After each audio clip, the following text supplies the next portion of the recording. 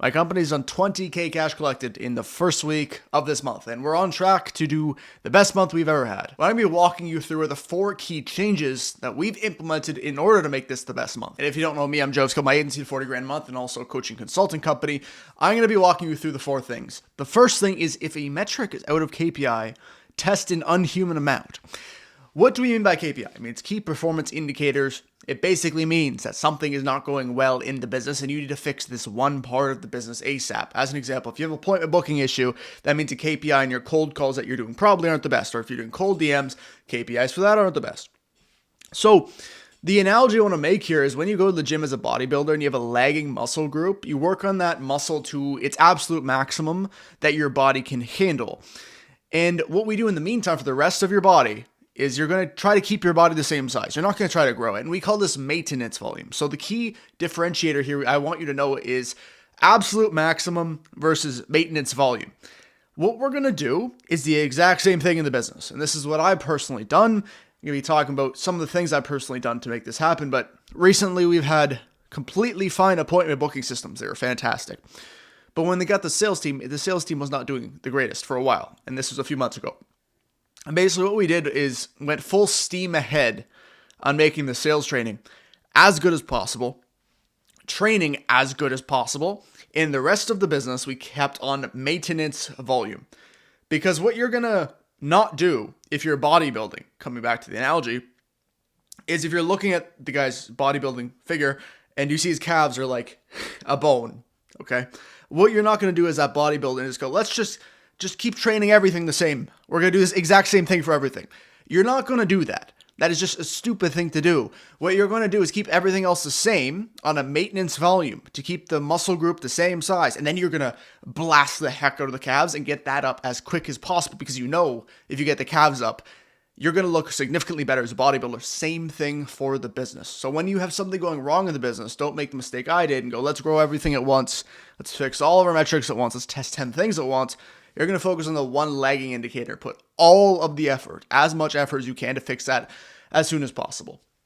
You will not grow your business quickly if you treat every single aspect of your business with the same effort. And another good framework or a razor, you can say, in order to see what you should be working on in the business at any time period, is ask yourself, is this a problem or is it an opportunity? These are very 2 different things, and when I'm talking with my team, we always ask ourselves this. We go, is this metric right here on this appointment booking rate, is it a problem, or is there just something we can do in the future to improve it? Like, is it urgently a problem that if we, let's say, don't fix it, it's going to destroy the business, or we're not going to be profitable, or XYZ issue? It's a problem when you know this is urgently going to have a downside in some point of the business and you need to fix it. It's an opportunity where it's in KPI, it's doing decently, but you need to fix it at some point or grow it at some point. You need to urgently always be working on problems, and once all the problems are fixed, you can then move to the opportunities. This is what we've realized, and this is what we've been doing for the last few months, and things have significantly improved. And there's just a kind of a chart here that I've generated.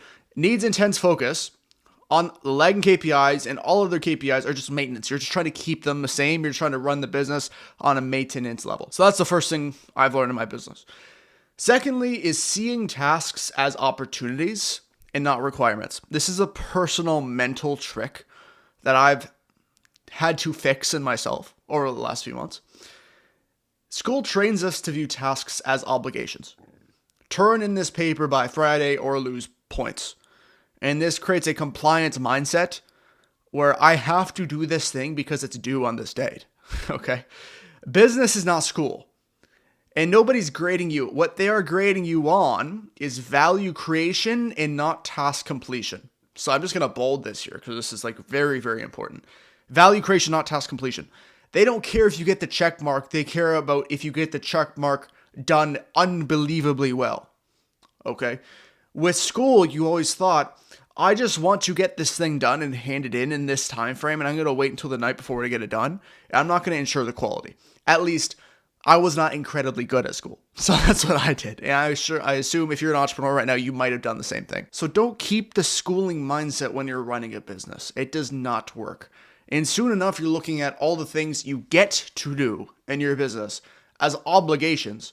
And as soon as you think of it as an obligation, you're either not going to want to do it, which gives you more resistance when you're trying to work, or it will get done, but you're going to get it done significantly worse in terms of quality than if you thought of it as an I get to do this thing and I get to get what I want, if that makes sense. So don't do the minimum needed when you have a requirement. Just see, how can I leverage this? Like, how can I actually do this better? And how can I do this the fullest possible quality as I can? I apologize for the interruption. Just give me 20 seconds. If you go to the link down below, you can see if you want to work with me and guarantee 10 clients in 6 months. And this is the exact same stuff that we teach inside of our coaching program, Leverage Acquisition. And there's an actual guaranteed result associated with it. And all the hiring secrets I'm sharing here are SOP'd. You can talk to me about hiring every single day. Unlimited support. Just check it out. See if you want to work with me in growing your agency. Back to the video. The next thing is hiring slow and firing fast. This is extremely important when you get to 5, 10, 15 grand a month with your business. The wrong team member doesn't just underperform. They actually drain your resources and energy significantly. I learned this the hard way with my first few hires in my businesses. Hiring slow means ruthlessly vetting for skills and culture fit. You have to be picky, truthfully picky. So what we did is we spent significantly longer interviewing than most founders think is necessary, especially at the stage we're at. The mistake previously with closers was getting, as an example, 10 applications and then setting for the best out of those 10 applications because I don't know how to get more applications. That was my mindset back then. I had like 10 applications. That's more than enough. Let's just hire one, right? So from there, on board the company, had them on a full calendar within a week. Big mistake. Big mistake, okay? What we do now, which has dramatically increased the quality of our hires, is multiple, and I'm telling you, so many onboarding documents that are absolutely necessary. What this also includes is company value documents. And this includes everything that our employees must embody in order to be a member of our company. You have the values document. We will hold each other accountable to these values, and we will point out when one of us are not following the values, and we will tell it to your face. It will be completely truthful about absolutely everything. The quality is not there, we will tell you. If you're lying about something, we will tell you, and we will tell each other. Okay? Absolutely crucially important, because the first few hires I did as a business, never thought about this. But as you scale, this is unbelievably important, and this is how you get the best talent. You need to get a wide net and then qualify, all the way down just to a few candidates. Okay. And some people have a narrow net and then they don't qualify and just pick the ones they like the best. Don't do that. Big wide net, qualify all the way down, hire the top A players that you can vet and also align with your values and the mission of your company. Last one is the asymmetric advantage is your product or service. The backbone of your business is the product, obviously. This is very straightforward. People are buying from you for your specific product. If your product is not good and you sign people onto a payment plan, people will be less likely to finish it. So you can think of this as an agency, okay? If you're running ads for some person with Facebook ads, let's say a landscaper, and you have them on a performance plan of $1,000 a month for 5 months to heat the guarantee. If you don't do well, they're not going to pay after the second month. That's an example. This is so damn straightforward, but people don't think about it. It's like, I got a yes at the beginning, which means I will get all 5 payments. No, you will not. Okay? You will absolutely not. On a long enough time horizon, if you have a 50% collection rate on those payments versus the person getting 100% or 90% collection rate on those payments because they have a damn good product or service that they're buying, the 90% guy is just going to demolish the 50% guy. And guess what? Since they're getting a better collection rate and the clients actually like the product, they're going to have better reviews. Their marketing's going to be better. They're going to make more money. They can reinvest more into marketing. They can reinvest more back into quality. It's a flywheel. I've done a video on a flywheel before, but it's a flywheel of scaling that makes things significantly easier. And people do this right here, right? You want to make a shit ton of money, and I understand. Right? Like, we're starting businesses because we like making money and we get the dopamine hit and we're like, let's keep going. Perfect. But you may think that your product or service is just a nuisance stepping stone that comes along with making money. Okay.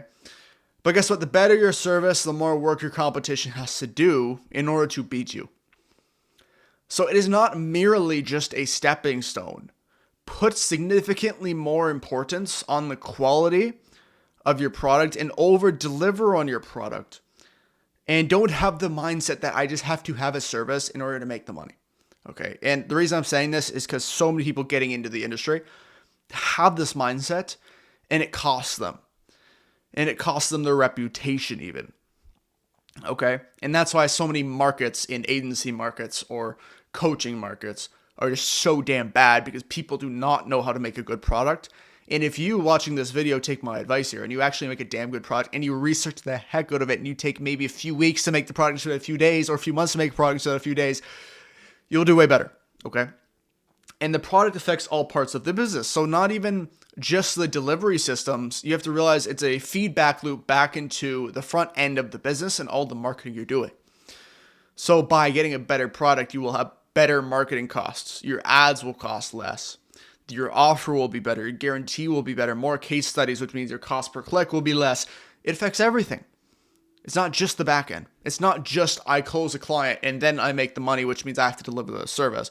No. The personalization matters. The check-ins matter. The onboarding calls matter. The resources you're sending them matter. The actual money you're making them matters. So I just can't stress this enough. Have a damn good product and you will do extremely well. Hope you enjoyed the video. Link in the description. Again, to work with me personally, one-on-one support. Every single day we have calls in our coaching community with agency owners. So if you want stuff like this literally every single day, you can check out the link and see if you want to book a call with us. I'll see you later. Goodbye.